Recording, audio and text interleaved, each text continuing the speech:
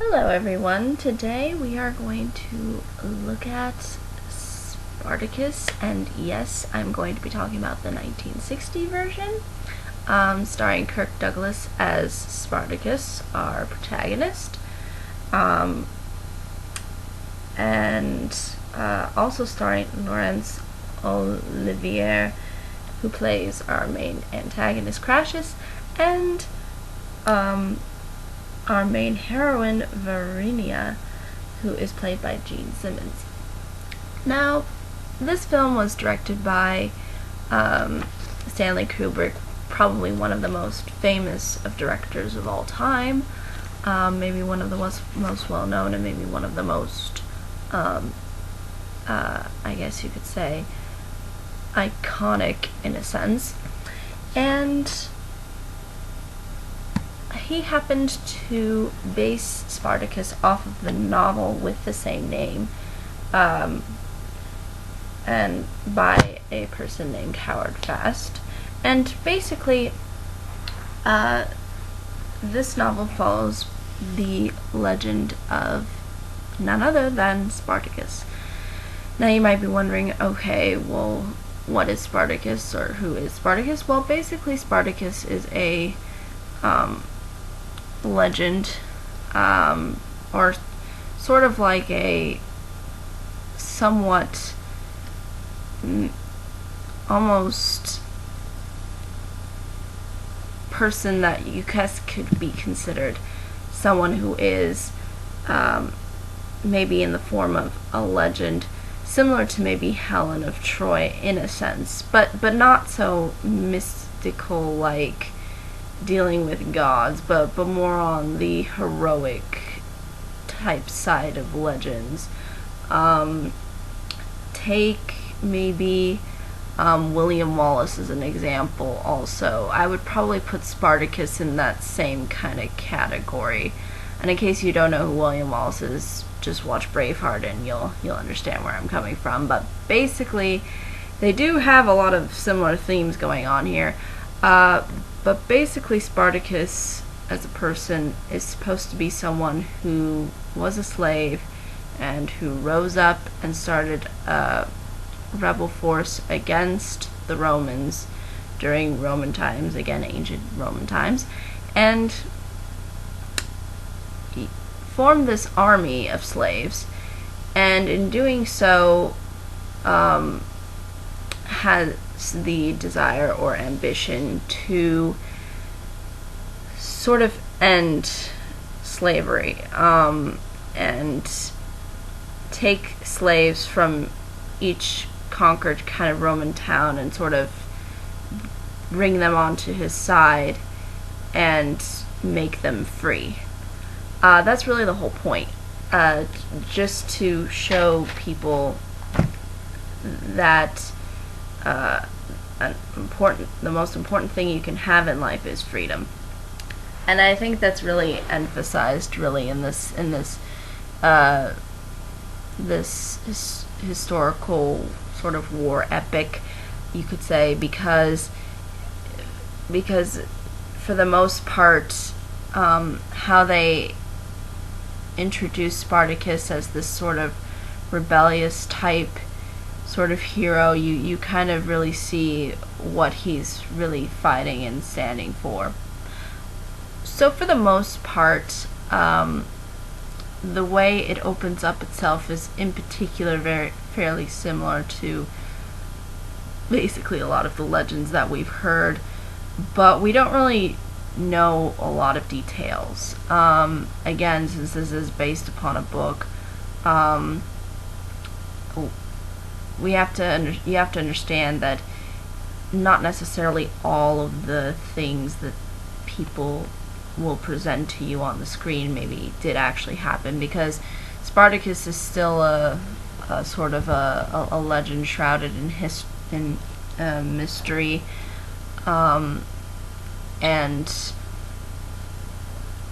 there is, I think, evidence to support his existence, but again, we don't really know all of those little details, so don't, like, whether or not maybe he had a kid or not, so don't maybe take all the details within this film, seriously. It's trying to show the legend in the form of a movie. But basically, according to history, and according to this movie, he led this uprising, which ultimately led to a war, and this war is called the Third Servile War. And basically, it's him and all of these freed slaves against the Roman power or Roman army.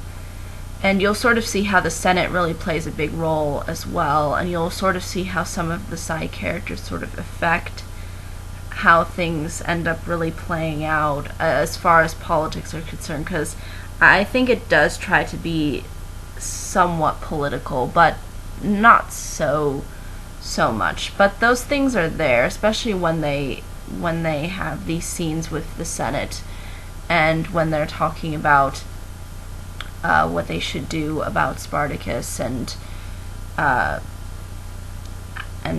you'll kind of see how these politics end up sort of influencing Crassus, and how he ultimately decides sort of to take this upon himself in order to defeat Spartacus, which is mainly what Crassus's goal is. And you'll kind of see how basically his gripe is fear, and it's fear of Spartacus, and it's fear of people like Spartacus who are of a lower standing, who are the underdogs, who are the slaves, the people who actually do the work. You'll see how sort of Crassus is very intimidated by this, and how he goes to such extremes in order to sort of silence slaves and people that are like Spartacus. But basically what you have to get as well is that not only are these people slaves, some of them, including Spartacus, are gladiator slaves. So if you've seen the movie Gladiator, like Russell Crowe, it basically plays out with the same idea, that Spartacus is this slave who has to basically fight against people in order to survive, because apparently in those times Romans really felt that the best form of entertainment was to watch people fight with each other to the death. And you'll see how sort of the violence as well as a lot of the dialogue in this movie sort of kind of try to give you a real sense of like emotion, I think. And what you have to understand too is that this is again an old movie, so it's not really I want to say as up to date, meaning that a lot of older movies, and I've noticed this when I do watch older films, is that they tend to draw a lot of things out. They intend to make things move at a little bit of a slower pace.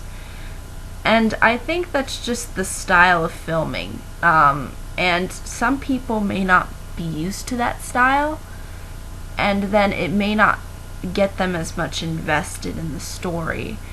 And I could understand that through a moviegoer's perspective. If you are more familiar with younger types of movies, then this one might be an interesting change, but sometimes it may not be the change that may be as appealing to some people, because it does move at that kind of pace.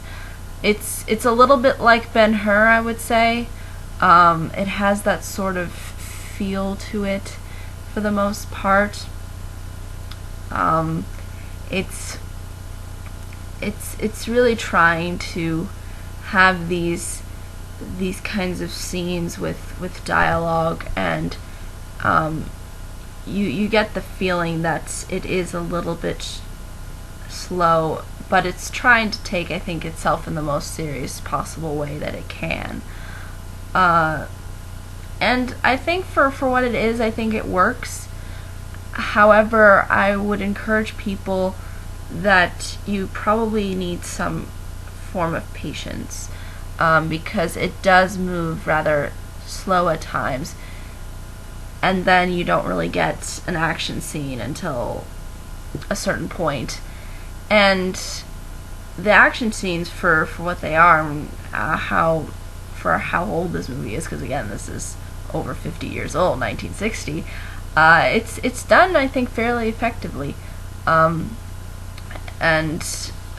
really tries to bring out something, especially with the last battle between Spartacus's army and the Romans. And I think it's really for what a 1960s film does, I think it does it fairly well. And showing the aftermath, I think, is rather, for me, it was sort of tragic, and I think this film tries to be a little bit more of a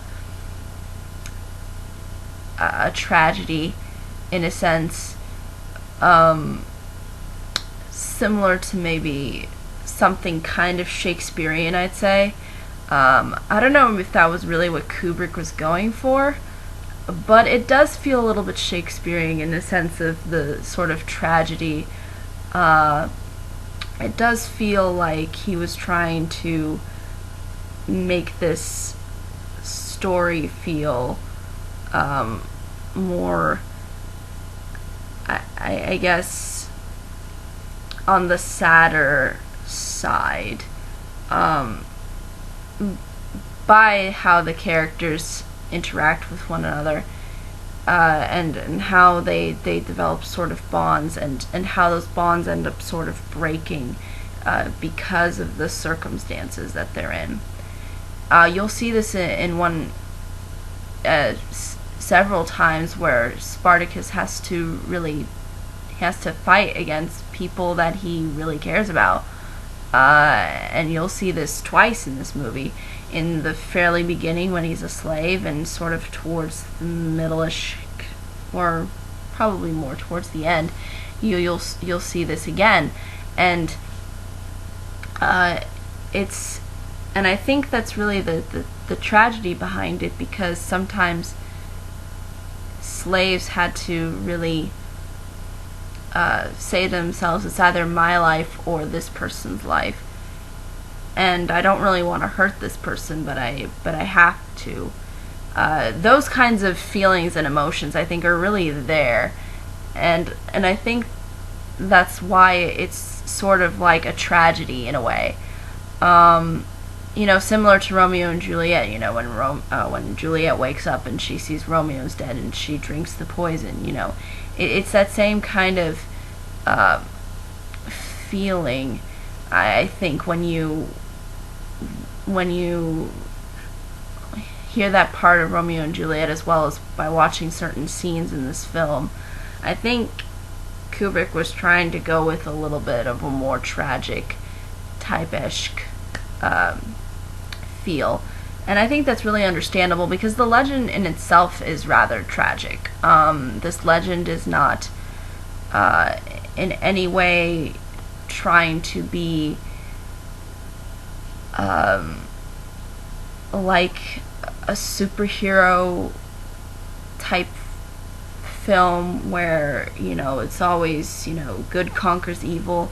It's trying to show you the tragedy behind standing up for what you believe in, and actually doing so, living. So instead of living a life where you are a slave and you're not really living at all. So it's trying to play in with those emotions, I think. And I think it's done fairly effectively, and the acting is really well done. I mean, Kirk Douglas does a good job. Everybody else in the cast seems to be rather enjoyable or engaging as well, or engaging as well. And for the most part, I can say is if you want to dig maybe into some more old school type films, this is probably a film that would probably appeal to you.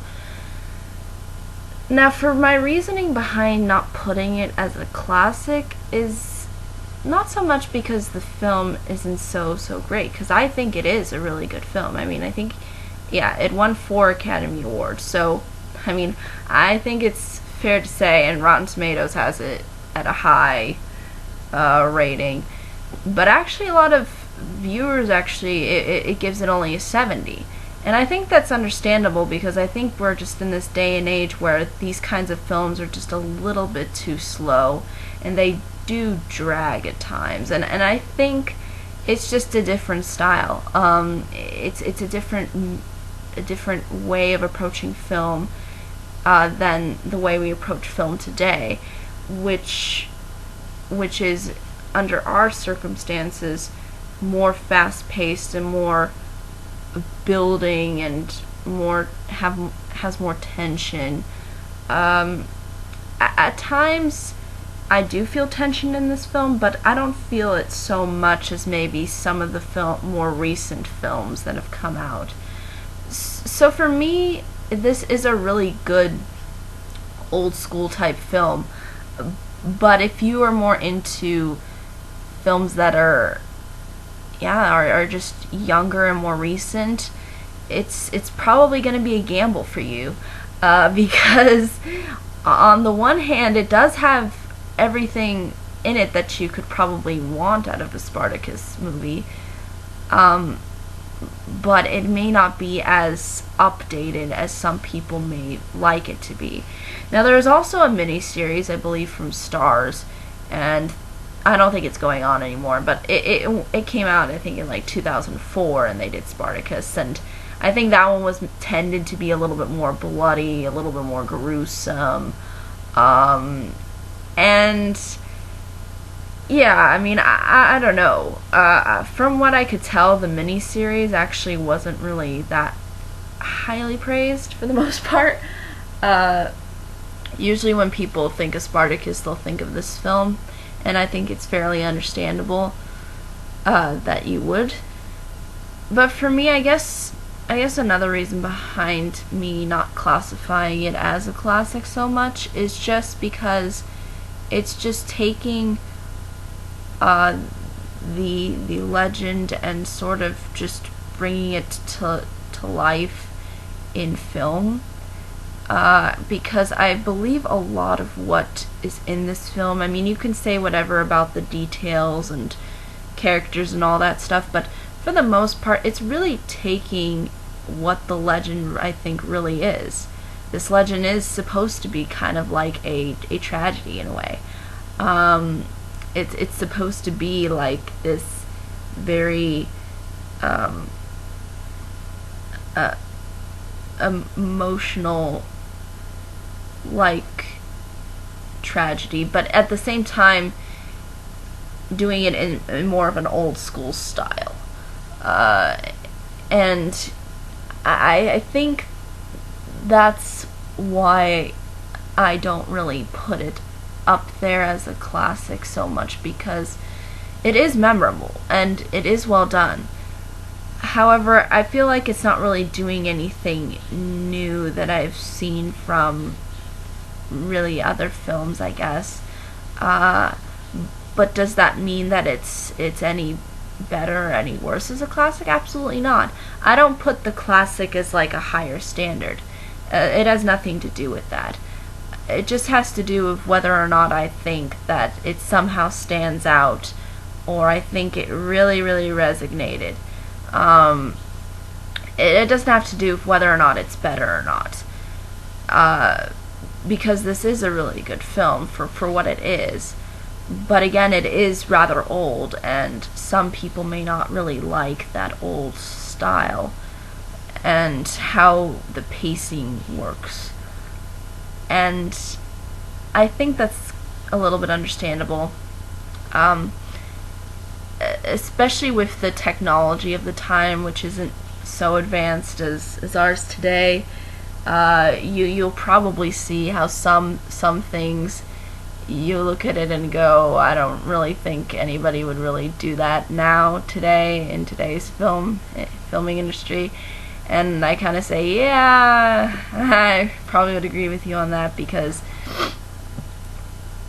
it's just because they didn't have so much technology like we do now that could allow for things to really be as doable. And I think for the most part, the way that it portrays itself in this old school style, I think it works.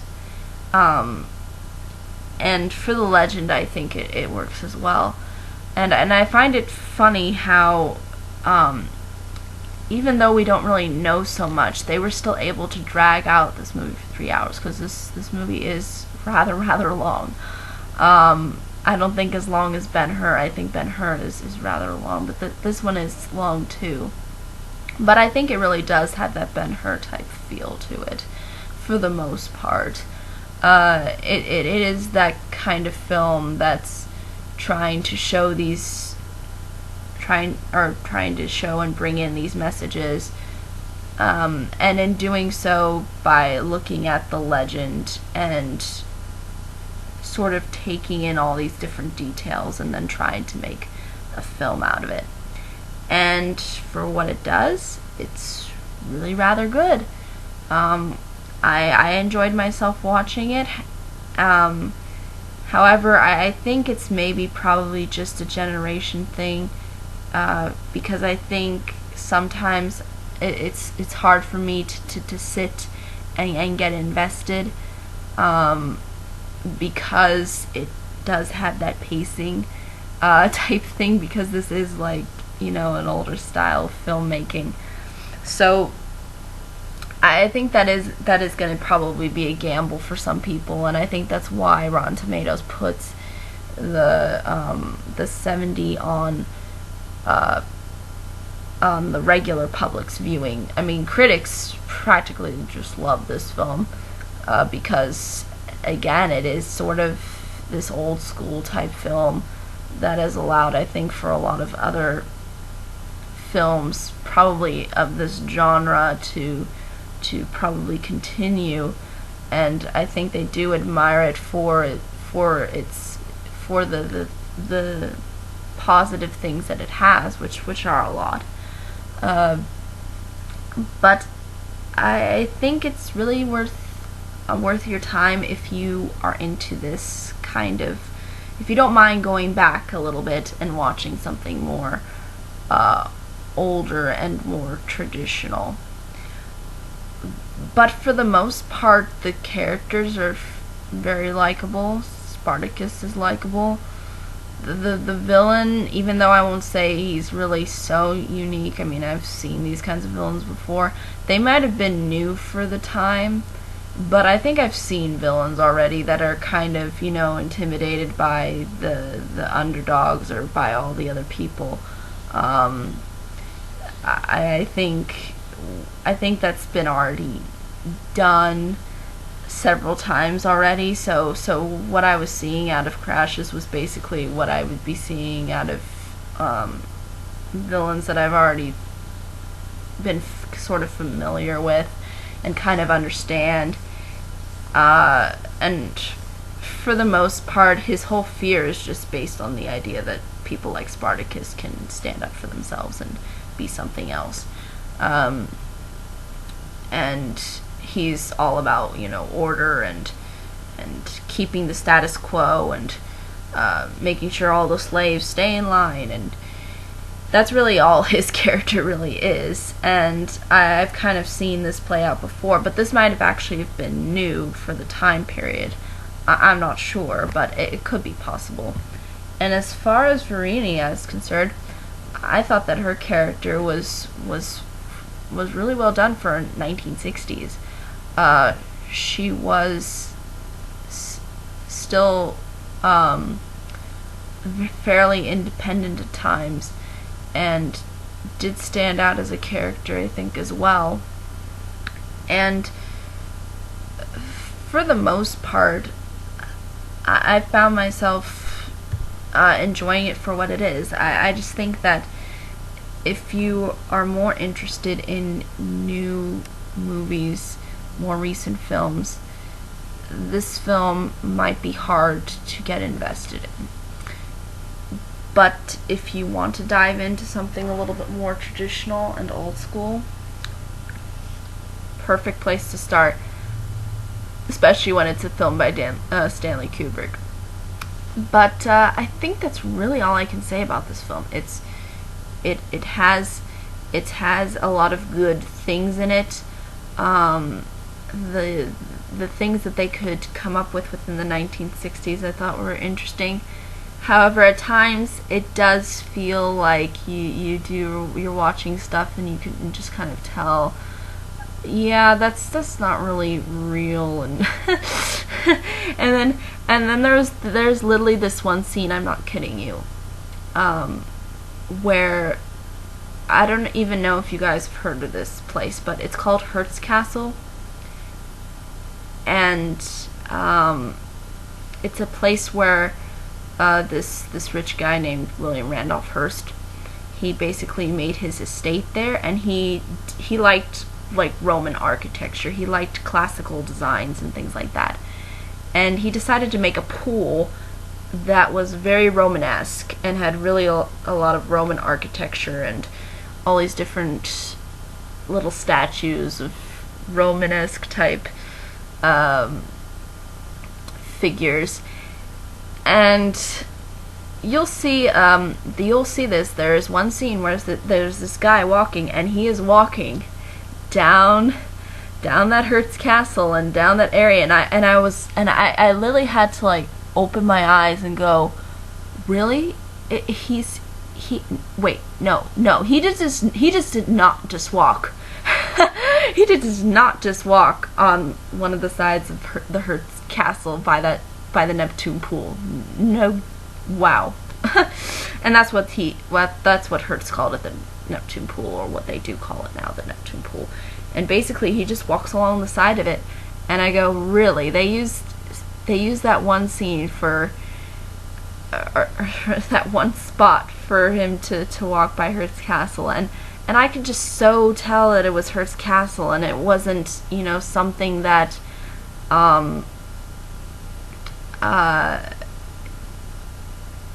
that wasn't really something that I would see in Rome, It sometimes I think that kind of is what gets me sucked out of it, is because I just know these things and I go, wait, no way. And then I just say to myself, wow, they really did. They really decided, okay, we're just going to film this spot right by Hearst Castle.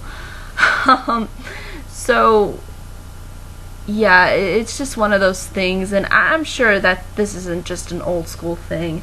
My physical geology teacher, I think he said that he noticed that some of the scenes from Gladiator weren't from like around Rome or even in Italy, and I kind of understand that too.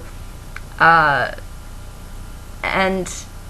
here it was just so noticeable to me that was not something that I would see out of just Roman times, because a lot of the things don't seem so, or a lot of the sets that they come up with, some of them do feel like they could be a part of this time period, but then others, they just kind of feel like they're just staged there.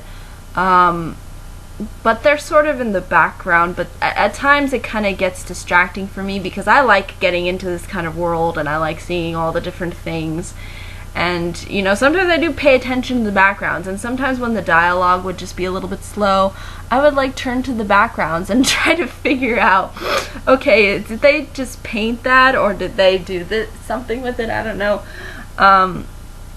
because sometimes I think I like getting absorbed into the world and the surroundings, and I guess that just seeing Hertz Castle just kind of took me aback a bit. I was like, wait, no, that's not Hertz Castle. I just kept saying to myself, no, that's not Hertz Castle. And then I just realized it is. It can't be any other location. And if you want to figure out what scene I'm talking about, it's basically when this Roman guy is one of the Roman generals. He's walking along the side, because Hertz Castle has two sides, and they all have pillars. And then you'll see like a pool, and then you'll see like in the middle there's this sort of triangle type-ish sort of tower, and then with pillars, and then you'll see the pool, and he's walking just along there, and it's a pool, and it's basically Hertz Castle. So again, I think it's just these things that, you know, maybe back then they wouldn't really notice that, but I think now we would probably notice these things and go, okay, that's just no. But again, just something to consider. But for the most part, I think that's really all I can say about this film. It's fun for what it is, if you want to look into some old school type-esque filmmaking. But don't expect something so modern like today. Expect it to be a little bit longer, and things to be a little bit more drawn out. But I think that's really all I can say. Any questions, comments, concerns, more than happy to answer them. And until next time,